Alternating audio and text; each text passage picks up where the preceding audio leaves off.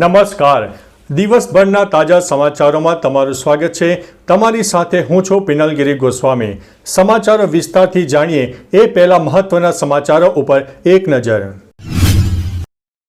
શું હાલચાલ છે મિત્રો? આજની વિડીયોમાં વાત કરીશું દેશ અને દુનિયાના 25 મહત્વના સમાચાર. સૌપ્રથમ વાત કરીશું ગુજરાતના મહત્વના સમાચારની. સાણંદમાં સેમિકન્ડક્ટર પ્લાન્ટ. પીએમ નરેન્દ્રભાઈ મોદીએ સાણંદમાં 7,600 કરોડના ખર્ચે બનેલા સીજી સેમી પ્લાન્ટનું ઉદ્ઘાટન કર્યું, જેનાથી ગુજરાત સેમિકન્ડક્ટરનું મોટું હબ બનશે. મિત્રો, ગુજરાતમાં ભારે વરસાદનું એલર્ટ આપવામાં આવ્યું છે.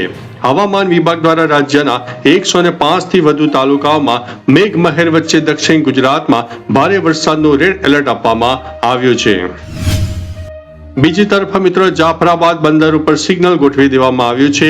દરિયાકાંઠે વાવાઝોડા અને ભારે પવનની સ્થિતિના પગલે જાફરાબાદ બંદર પર 3 નંબરનું ભય સૂચક સિગ્નલ લગાવી દેવામાં આવ્યું છે. અમદાવાદમાં મિત્રો આતંકવાદીઓ ઝડપાયા. ગુજરાત એટીએસ દ્વારા મોટા ઓપરેશન અંતર્ગત પ્રતિબંધિત સંગઠન જૈશ એ મોહમ્મદ સાથે સંકળાયેલા 8 શંકાસ્પદ આતંકવાદીઓની ધરપકડ કરવામાં આવી છે. મોરબી અગ્નિકાંડની વાત કરીએ તો મોરબીના રફાળેશ્વર જીઆઈડીસીના એક ગોડાઉનમાં ભીષણ આગ લાગતા હજારો મણ મગફળીનો જથ્થો બળીને ખાખ થઈ ગયો.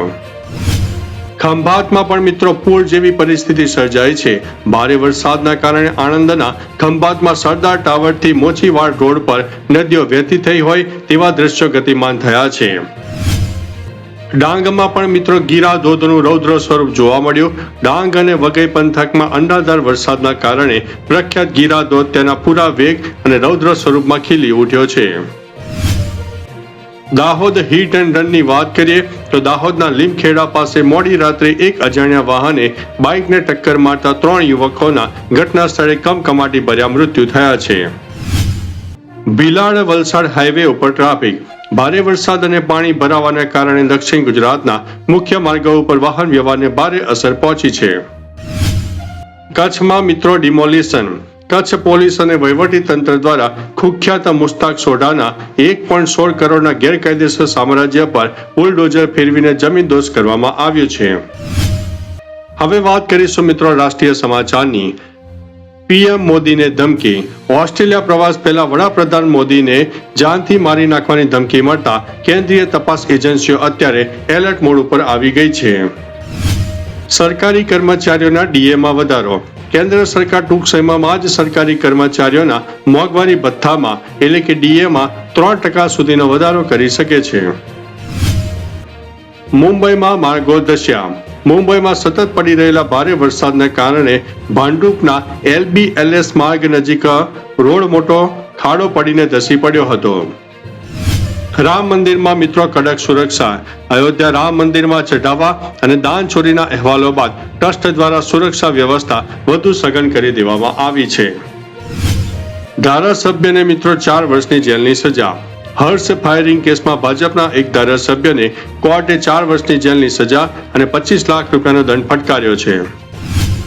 આંતરરાષ્ટ્રીય સમાચારની વાત કરીએ તો અમેરિકા મોટેલમાં આગ, ગુજરાતીઓના મોત. અમેરિકાના હોવાયોમાં એક મોટેલમાં લાગેલી ભીષણ આગમાં નડિયાદના પતિ, પત્ની અને દીકરી સહિત 3 ગુજરાતીઓના કરુણ મોત થયા છે. અમેરિકામાં માસ ડિપોર્ટેશન. યુએસ ઇમિગ્રેશન વિભાગ દ્વારા ફરીથી આક્રમક બન્યું છે. છેલ્લા 5 દિવસમાં 10,000 થી વધુ ગેરકાયદેસર ઇમિગ્રન્ટ્સની ધરપકડ કરવામાં આવી છે. ટ્રમ્પ સરકાર સુપ્રીમ કોર્ટમાં જોવા મળી.